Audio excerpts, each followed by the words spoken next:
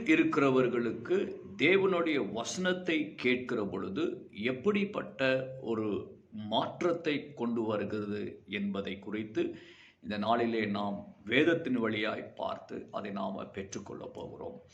உபாகமம் 32ஆம் அதிகாரம் 2ஆம் வசனம், டியூட்ரானமி சாப்டர் 32 verse 2.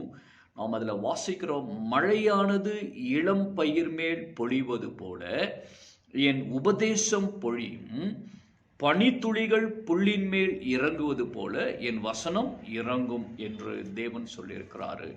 இங்கு அவருடைய வசனத்தை அவர் எதற்கு இங்கு ஒப்பிட்டு சொல்கிறார் பார்க்கிற ஒன்று, அவர் மழைக்கு அவர் தம்முடைய வசனத்தை ஒப்பிட்டு சொல்கிறார். மழை வருகிற பொழுது செத்து போனதாய் மரித்ததாய் காணப்படுகிற வறட்சியாய் இருக்கிற பூமியின் மீது மழை பெய்கிற பொழுது அங்கு பசுமை ஏற்பட ஆரம்பிக்கிறது. உங்களுடைய வாழ்க்கையிலும் தேவனுடைய வசனத்தை நாம் பெற்றுக்கொள்கிற பொழுது பசுமை அங்கு ஏற்படுகிறது.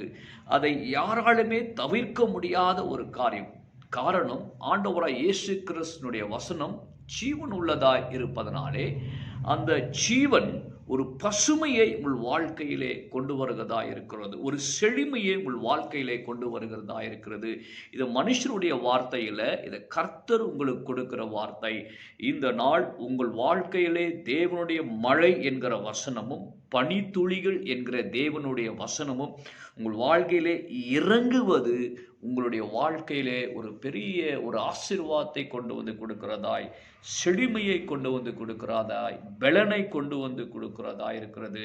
விசுவாசத்தோடு இதை நீங்கள் பெற்றுக்கொள்ளுங்க. கர்த்தர் உங்கள் வாழ்க்கையிலே பசுமையான காரியங்களை கர்த்தர் விளைய செய்கிறவராக இருக்கிறார். செபிக்கலாம். என்னோடு கூட சேர்ந்து இந்த வசனத்தை நீங்கள் மெடிடேட் பண்ணுங்க, தியானிங்க. கட்டாயமாக தேவ வாசனம் ஜீவன் உள்ளதாக இருக்கிறது. உங்கள் வாழ்க்கையிலே ஒரு மாற்றத்தை கொண்டு வரும். பரிசுத்த பிதாவே, உம்முடைய வார்த்தை, உடைய வசனம் மழையைப் போல அருமையான இந்த பிள்ளைகள் வாழ்க்கையிலே பெய்வதற்காய் இந்த நாளிலே நீங்கள் ஆண்டவரே வானத்தை திறக்கிற உம்முடைய கிருபைக்காய் ஸ்தோத்திரம். ஆண்டவரே, வானத்திலிருந்து இளம் பயிர் மீது உம்முடைய மழை பெய்வது போல அருமையான இந்த பிள்ளைகளுடைய வாழ்க்கையிலே உடைய மழை பெய்யட்டும். ஆண்டவரே, செழுமையை கர்த்தர் கொடுங்க. உடைய நாமம் மகிமை அடையட்டும். இந்த பிள்ளைகளுடைய வாழ்க்கையிலே ஆசீர்வாதம் இருக்கட்டும். இயேசுவின் நாமத்தினாலே ஆமென். God bless you.